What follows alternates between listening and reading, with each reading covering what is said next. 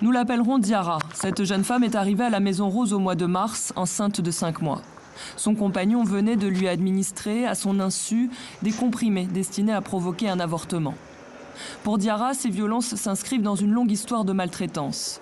Confiée à sa grand-mère dès l'âge de 2 ans, elle grandit dans un environnement marqué par les coups et les humiliations. À 14 ans, elle devient la deuxième épouse d'un cousin lointain. Je me suis mariée un jour de fête de Korité et 2 mois et demi plus tard, mon mari me frappait. Cette nuit-là, je suis restée dehors jusqu'à 3 heures du matin. Nos familles ont décidé que je devais retourner vivre avec lui, mais il a continué à me battre, me menacer et me traiter de tous les noms.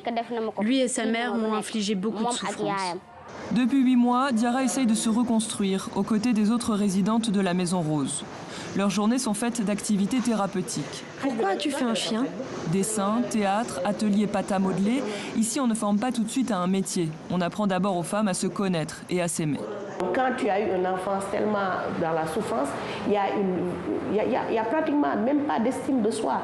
C'est des femmes qui n'ont pas confiance en elles. Maintenant, quand elles viennent, nous, on remonte jusqu'à la naissance pour pouvoir dénouer tout ce qui a été vécu.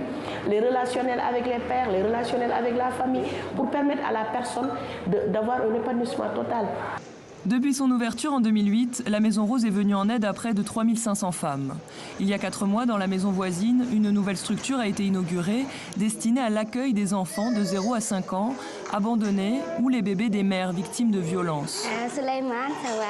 Et la petite Maison Rose se veut bien plus qu'une crèche pour ces femmes. Souvent, elles sont victimes de viols ou elles ont été rejetées par la société à cause de leur grossesse. Donc, d'une façon ou d'une autre, l'amour qui peut naître entre la mère et un enfant n'est pas immédiat, ne vient pas naturellement. Donc, notre rôle à nous, c'est celui de renforcer vraiment ces liens-là, essayer vraiment d'aider la maman à regarder son enfant autrement.